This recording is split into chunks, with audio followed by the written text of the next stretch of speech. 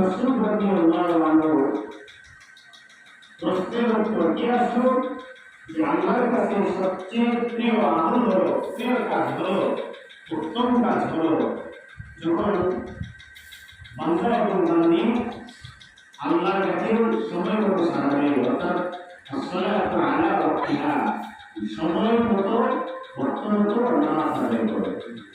দুই নম্বরে আব্দুল্লাহ ইবনে মাসউদ রাদিয়াল্লাহু আনহু বলেন, ইয়া রাসূলুল্লাহ, দুই নম্বরে আল্লাহর রাসূল জানালেন কাছে সবচেয়ে উত্তম আমল কোনটি?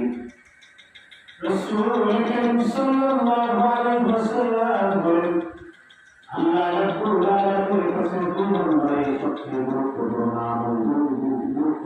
আমল হলো, সবচেয়ে উত্তম প্রিয় হলো وبالوالدين إحسانا।